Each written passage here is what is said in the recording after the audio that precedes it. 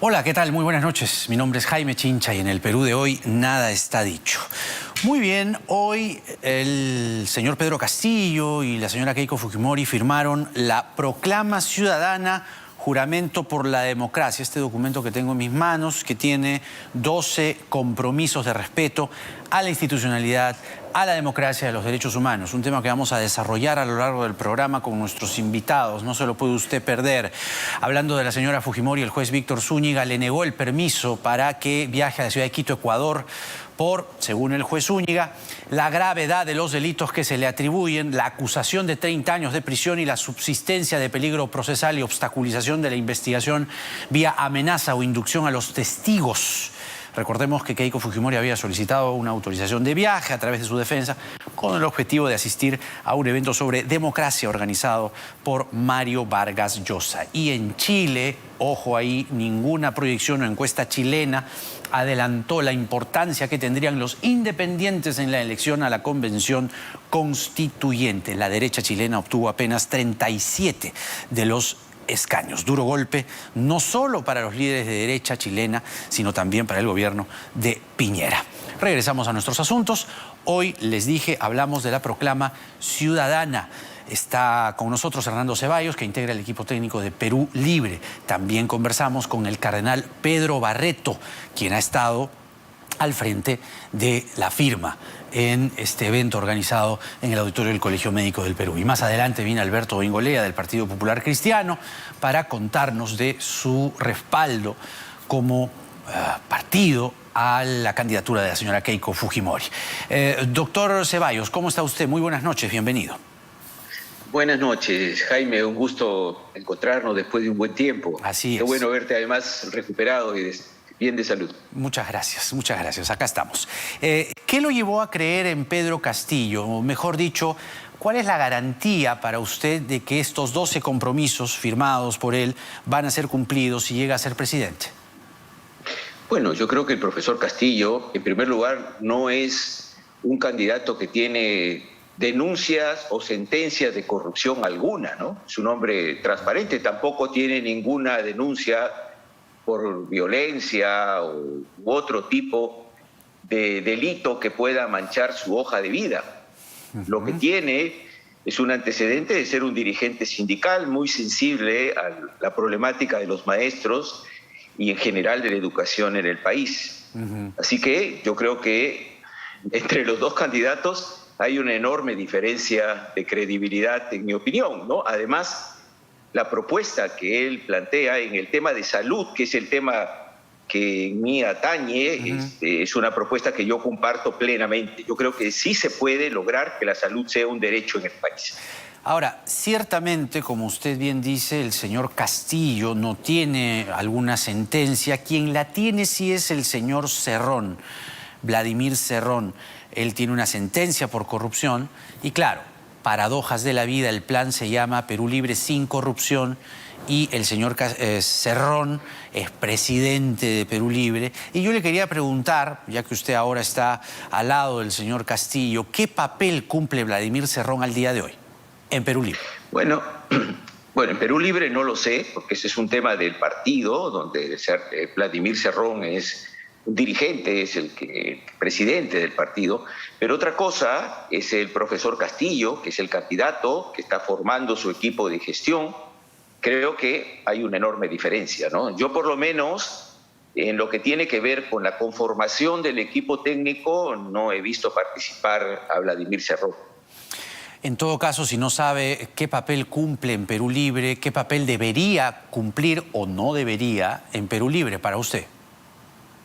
No, no digo en Perú Libre, estoy diciendo en la gestión del profesor Castillo, ¿no? En la gestión del profesor Castillo, el que dirige esto, el que habló conmigo para decirme, necesito que usted me apoye y se incorpore al equipo de salud, fue el profesor Castillo, no fue Vladimir Cerrón. Así que entiendo que Vladimir Cerrón es dirigente, es presidente del partido Perú Libre, ¿no? Pero más allá no puedo entrar a definiciones que no conozco realmente, ¿no? Pero sí conoce del caso del señor Cerrón, que tiene una prisión suspendida que fue ratificada en abril último, con lo cual quedó confirmada la sentencia por corrupción dictada en su contra. Voy a preguntarlo más claramente.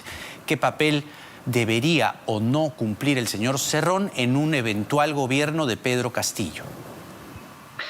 Bueno, yo creo que el señor Cerrón es un político, él tiene una enorme influencia en su partido, pero no así en lo que tiene que ver con los asuntos del próximo gobierno de ganar Pedro Castillo, ¿no? De todas maneras, yo creo que el soporte político de Perú Libre para que se cumplan los objetivos centrales de lo que propone Pedro Castillo es importante, lo cual no quiere decir que él directamente deba participar en la gestión de gobierno, pero eso no me compete a mí, francamente, sino al candidato a la presidencia, Pedro Castillo, decidirlo, ¿no? No, sí está bien, digamos, decir algo, porque usted comenzó hablando que el señor Castillo no tenía ninguna sentencia por corrupción, aludiendo, obviamente, a que en el equipo técnico de la señora Fujimori hay varios sentenciados por corrupción y que la señora Fujimori está acusada por lavado de activos. Se entiende claramente. Entonces, en esa línea de pensamiento, si buscamos un margen de sana coherencia, el señor Cerrón tiene también una sentencia por corrupción. Entonces, por eso mi pregunta.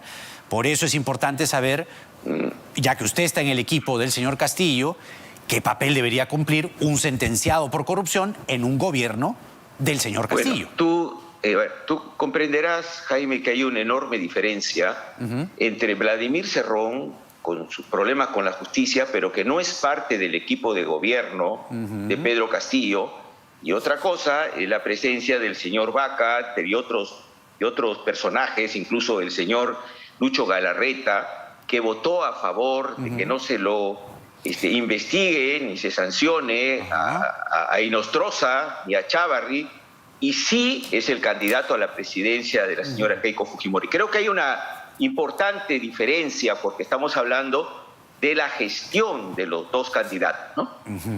Ahora, el señor Curburneo creo que fue un poco más enfático, ¿no? Y él puso como condición que si aceptaba la propuesta de Pedro Castillo de integrar el equipo técnico, tal como usted lo está haciendo, la condición, repito, era que no participe Cerrón. Y hasta lo que se sabe, el señor Castillo públicamente ha hecho un deslinde. ¿Curburneo ya está confirmado dentro del equipo? No lo sé, Jaime. Ese es un tema que tiene que ver con los aspectos económicos, ¿no? Y además el tema de que el señor Cerrón participe en la gestión concreta del señor Castillo, ya lo aclaró Castillo diciendo que no participa, y esta es la gestión de Pedro Castillo con su plan de gobierno, y que ahora quiere sostenerlo en una serie de técnicos que seguramente, y lo sabes, Jaime, tienen enormes diferencias con el equipo técnico de la señora Fujimori. Yo no hubiera aceptado estar en un equipo técnico yo no habría aceptado estar en el equipo técnico de la señora Fujimori de inicio, pero además al lado... Usted es un hombre de izquierda, pues, ¿no? Para empezar. No solo soy un hombre de izquierda, soy un hombre de centro. Distancia ideológica. Jaime, yo no tengo denuncias de corrupción, ¿no? Yo he estado en el Congreso, Jaime. Sí. Y tú sabes perfectamente la posición que hemos tenido en el Congreso y lo hemos conversado, y lo doloroso que ha sido para el país ver cómo se blindaban a congresistas para que no sean procesados por el Ministerio Público, cómo se brindaba al señor Chávarri, al señor Inostroza, y una serie de medidas que avergonzaban de verdad al Congreso de la República y que hizo que el 90% de la población pidiera el cierre, como lo pedimos nosotros también, ¿no? Totalmente de acuerdo, y creo que hemos conversado en algún momento, cuando se podía hablar presencialmente, de eso, pero para ponerle justamente esa cuota de balance y de equilibrio que nuestro público pide y demanda y que este programa tiene como principios, yo le agrego algo más. Para el ex gerente general del gobierno regional de Junín, el señor Javier Yauri, Vladimir Cerrón ha dejado elefantes blancos, terrenos baldíos, en medio de una promesa de más salud para los pobladores. Además, lo que ha demostrado Perú Libre, dice el señor Yauri, es que estos programas los utilizan con fines de proselitismo. Disfraza con el programa, pero llegan a la población vulnerable y humilde que escucha de profesionales su teoría violentista. No es poca cosa. Sí, bueno, pero no, claro que no, y ese tema lo debe responder Vladimir Cerrón y esclarecerlo. Pero lo que estamos hablando, Jaime, es de quién va a dirigir este país, quiénes están en el equipo de gobierno. Eso pues, ¿usted ¿Quiénes tiene son los claro que candidatos? dirigiría Castillo y no estaría Cerrón detrás como en la sombra, el poder en la sombra? Esa es una ¿Por qué? preocupación válida. Pero no, ¿por qué? ¿Pero por qué estaría en la sombra? ¿Por qué? Porque primero él es el presidente del partido. En segundo lugar, él tiene aspiraciones políticas innegables y seguramente con derecho. El problema es que por ser un sentenciado por corrupción no puede ejercer un cargo público. No, ¿No? yo te diría, bueno, ese es un tema de apreciación subjetiva. Lo concreto aquí Son es que el hechos, candidato es es el sentenciado. profesor. No, pero que él va a estar detrás de Castillo, que lo va a manejar Pero al yo le profesor pregunto si Castillo. usted cree que va a pasar eso. No, yo creo que no, de ninguna manera. No. El profesor Castillo es un candidato con una clara personalidad y ya lo ha dicho públicamente. Acá el candidato soy yo elijo a mi equipo técnico y las decisiones las tomo yo. Así lo ha dicho el profesor Castillo y yo le creo. ¿No? Oiga, No. una pregunta, ya que hablamos de personajes. Ricardo Belmont, que ha sido candidato al Congreso por el partido Antauro Humala, ha revelado que Pedro Castillo le ha ofrecido ser su primer ministro. ¿Usted sabe algo de eso? No sé, pero además la verdad que eso sí me sorprende. Ajá. La verdad, me sorprende, pero pues no creo. ¿Gratamente o ingratamente? No, y no solo ingratamente, sino además ya ha dicho el profesor Castillo que él no está para repartijas. Lo ha dicho con toda claridad. Así que esa afirmación de que le ofreció el primerato no tiene nada que ver con lo que el profesor Castillo practica y manifiesta. Yo te lo digo con toda sinceridad, Jaime. Si le preguntas al profesor Castillo, te va a desmentir eso con toda seguridad. Desmentido, entonces. Bueno, a ver, vamos a la proclama ciudadana porque hay un aspecto que tiene que ver con su expertise, la salud. El señor Castillo ha jurado poner en marcha en forma inmediata los máximos esfuerzos del Estado y otros existentes en el país para vencer la pandemia mediante estrategias eficaces con base científica para la prevención del contagio, aplicación de tratamientos, vacunación universal, desarrollando el mayor empeño para enfrentar la trágica situación de pobreza y hambre causada por la pandemia. Si usted tuviera que resumir en pocas palabras el compromiso del señor Castillo a la luz de lo firmado hoy y a la luz también de que el gobierno de Sagasti está dejando, por lo menos hasta ahora, 50 millones de vacunas para, ya eso cubre la población peruana. Entonces, no es tanta la premura de conseguir vacunas, sino que... Acá yo voy a responderte de manera breve, pero más integral. Yo creo que este tema de la pandemia, Jaime, lo tenemos que resolver entre todos. Y cuando digo entre todos, es que hay que convocar a todos los técnicos que sean posibles para discutir, no solamente, porque ya tenemos un programa en Perú Libre para enfrentar la pandemia, sino para ir perfilando este programa de acuerdo a las variaciones de la situación sanitaria. Es bueno que el señor Sagasti anuncie que deja 50 millones. Hay que asegurar que esas 50 millones de vacunas realmente lleguen al país. Hay que asegurarlo en primer lugar. Se había anunciado... El gobierno dice que están aseguradas. En buena hora. Vamos a ver qué encontramos cuando el gobierno del profesor Castillo, si gana las elecciones, llega. Porque también se había señalado que teníamos comprometidas, ya seguras, 40 millones de vacunas Sinopharm, ¿recuerda? ¿No? Sin embargo, bueno, hubo un señor que dijo que esto era agua destilada. Yo quiero referirme a eso, si me permites, Jaime, 10 segundos, porque esa irresponsabilidad de Fuerza Popular generó que cientos de miles de personas no se vacunaran. Generó la incertidumbre, descalificó la vacuna, ¿no? Frenó la llegada de las vacunas Sinopharm al país y eso es una irresponsabilidad enorme. Ya la OMS ha dicho que esa vacuna sí hay que incorporarla dentro de las vacunas de la emergencia y acabo de hablar con el decano del Colegio Médico del Perú. Hemos estado revisando las cifras y esto es una buena noticia para nosotros, de cómo ha caído la curva de los médicos hospitalizados y fallecidos que han recibido las 2 dosis de la vacuna. Sinopharm. Es increíble, han bajado en un 90% las hospitalizaciones. Sinopharm. ¿No? De los médicos. Sinopharm, ¿no? Entonces es evidente que ante la falta de vacunas no podemos dejar al pueblo descubierto, ¿no? Inerme frente a este virus. Otra cosa que nos llamó la atención también, y esto es una discusión que ustedes tienen como principio, ¿no? El cambio constitucional.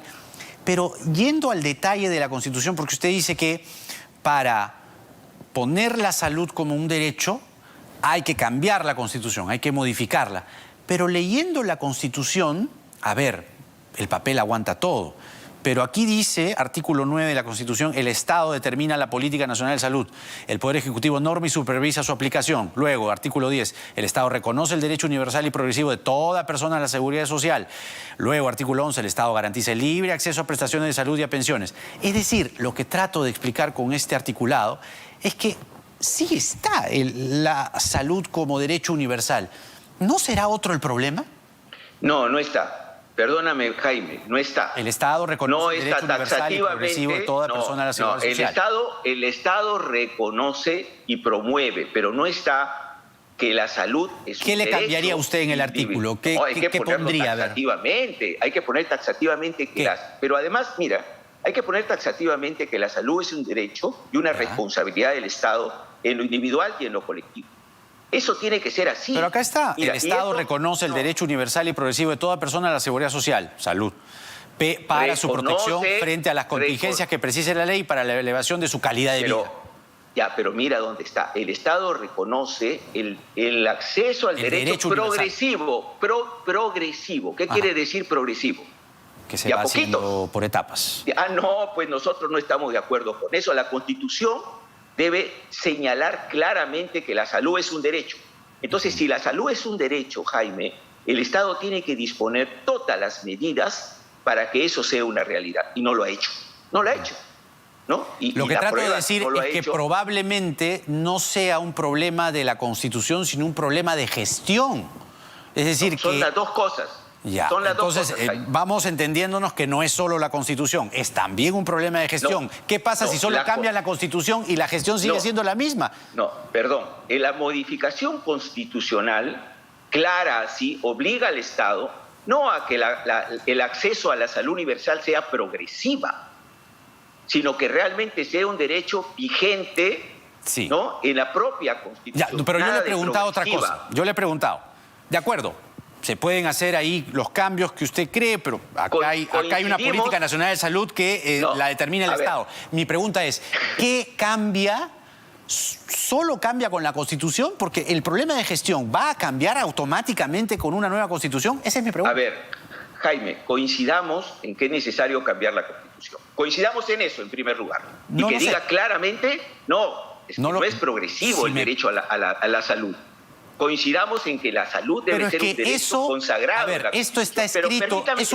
Pero claro, es un contrato social la Constitución. Pero la gestión puede decir, no es progresivo. Acá dice derecho universal, ya está, vamos. No, perdón. Una cosa es que necesitemos cambiar la Constitución, que de hecho necesitamos cambiar en lo que tiene que ver con salud. Estamos hablando ahora, cambiar la Constitución, y que el derecho, que se señale claramente que es un derecho. Y otra cosa es que necesitamos, a partir de allí, tener una gestión que haga realidad lo que plantea la Constitución. Si no, como pasa con muchas cosas, es letra muerta. Ya vemos, por ejemplo, que a pesar de las deficiencias constitucionales, la Ley General de Salud, en el artículo 82, faculta al Estado en estado de emergencia a actuar, y no lo hace.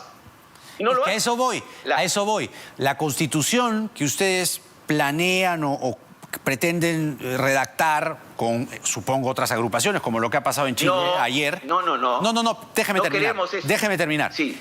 No basta solo con el texto, es lo que trato de decir. El texto puede decir maravillas, pero usted acaba de decir, letra muerta, ya el artículo 82 de la Ley General de Salud habría podido facultar a cualquiera, o en este caso al Poder Ejecutivo, a intervenir en cualquier entidad privada y no lo ha hecho. El problema es solo la Constitución, a eso voy. No, claro que no. O sea, necesitamos cambiar la Constitución, porque además solo eso, necesitamos cambiar, pero es la gestión, pero además necesitamos un gobierno, y coincido contigo, necesitamos un gobierno que tenga desarrollo en su gestión, ¿no?, mucho más activo, mucho más eficaz, que a pesar de que esta Constitución no señala taxativamente la salud como un derecho, tiene herramientas en la Ley General de Salud para actuar y no lo hace, y no lo ha hecho. Y eso ha generado, junto con una realidad que no podemos soslayar, que el sufrimiento del pueblo peruano sea terrible. Y digo esto porque hay una cosa que parece que nos olvidamos. Yo te quiero decir, Jaime, ¿sabes cuántas camas UCI tenía el Perú antes de que se inicie la pandemia? Tenía 282 camas para 32 millones. ¿Sabes cuál era el dato era estándar internacional? menos Era incluso. 3.000 camas. Eso quiere decir que había un olvido terrible en la salud. ¿Y cómo es posible que un país que haya crecido, como ha crecido los indicadores macroeconómicos, haya tenido ese terrible descuido en la salud pública, con un 75% de los establecimientos con problemas de infraestructura? Ya, pero Y a por ver, supuesto, vayamos aterrizando conceptos. Le he leído el artículo 9, el artículo 10, el artículo 11, que son básicamente los que concentran el tema de salud de manera general como política de salud pública. ¿Qué artículo cambiaría usted para que todo funcione así de maravillas? O todo el Estado rápidamente diga, entre usted, intervenga usted y atienda a esta persona. Bueno, ¿qué artículos cambiaría? Bueno, yo te quiero decir dos cosas. Primero, hay que modificar la Constitución y tiene que Ya, no decir quedó claro. claramente, taxativamente, que la salud es un derecho y es una responsabilidad del Estado garantizar la salud. De acuerdo, individual y pero colectiva entonces de todos los aquí peruanos. lo que habría que quitar en todo caso, de acuerdo a su lectura, es la palabra progresivo, que es el artículo 10. Pero el Estado reconoce el derecho Ahora, universal de toda persona a la seguridad social. Eso sí están de acuerdo, habría que quitar progresivo. Nada más. pero no es poco, eso, no es poco. Pero mira, Jaime, yo quería enfocarme a algo más. Por supuesto que hay que hacer cambios en la Constitución y me alegra que reconozcas eso, y también que más allá de la Constitución Una palabra hay que necesitamos quitar. aplicar... No, podemos revisar la Constitución y vamos a ver que no es solo No, una estamos palabra. hablando solo de salud y de esto que es el derecho universal a la salud, que es lo que más nos interesa en este momento. Yo me contentaría, pero además el cambio de la Constitución, francamente, Jaime, uno de los errores es pensar que lo tienen que hacer un grupo de tecnócratas. La Constitución en general tiene que pasar a un debate nacional y la gente tiene que decidir, ¿no?, a través de su participación en distintas instancias, si la Constitución debe ser cambiada y en qué artículos, ¿no? Eso no es una cosa nueva que descubrimos ahora, porque ya lo ha hecho Colombia y lo está haciendo Chile en este momento, ¿no? Sí, sí. Pero yo a lo que quiero ir, Jaime, si me permites, es que tenemos una enorme tarea con la pandemia y un enorme desafío. Y aquí hay dos aspectos que necesitamos resolver y que no pasa solo por la vacuna, que es un elemento central, por supuesto, y es diseñar cómo frenamos los contagios y el incremento de contactos en la pandemia. Necesitamos frenarlo porque no podemos aguantar más en el nivel hospitalario esto. ¿Cómo? Y ahí En pocas hay palabras. tres cosas. Primero, hay que efectivamente fortalecer la atención médica primaria, que está prácticamente destartalada y destruida. Eso significa mayor cantidad de personal, mayor cantidad de equipamiento, significa una estrategia de participación de la sociedad en la lucha contra la pandemia. A la sociedad no se le ha permitido, no se le ha facilitado la participación. Significa trabajar niveles de contención domiciliaria de la pandemia, que tampoco se está haciendo, no está claro cómo hacerlo. Significa distribuir millones de máscaras gratuitamente a la población, porque no podemos tenerla en la casa. La gente 20 debe millones de trabajar. mascarillas prometen en su plan, tengo aquí el plan. Periódicamente. 20 millones de mascarillas, 20 2 millones de oxímetros, un kit por la vida con 2 millones de frascos de medio litro de alcohol, de 70 y jabón. ¿Cuánto cuesta esto? ¿Hay un cálculo? Eso cuesta muy poco, por supuesto. Por ejemplo, las mascarillas, creo que 20 millones no llega al billón de soles, ¿no? La mascarilla es muy barata y se puede producir repartirla en el país. quizá también cueste, ¿no? El reparto. Por supuesto, pero se trata, obviamente, de distribuirla en forma descentralizada. Hay una pregunta, ¿no?, que justamente tiene que ver con esto, que es el 10% del presupuesto público para la salud. Hay quienes desde la otra vereda, no la vereda fujimorista, sino la vereda crítica al cambio constitucional, dicen: el problema no es el presupuesto, otra vez, sino el problema sería la gestión. Es decir, que hay gobiernos regionales que devuelven dinero al fisco y otra vez la misma macana. Entonces va y viene, va y viene. Entonces, ¿es realmente necesario? Son dos preguntas en una. ¿Realmente necesario aumentar el 10% del presupuesto a la salud si tenemos nuevamente un problema de gestión? Y en segundo lugar, ¿de dónde saldría ese dinero? Exacto, me parece interesantísima la pregunta. Hay tres elementos que vamos a tomar en cuenta, Jaime, de manera rápida. El primer tema es que estamos hablando de incrementar el gasto social en salud. ¿Esto qué quiere decir?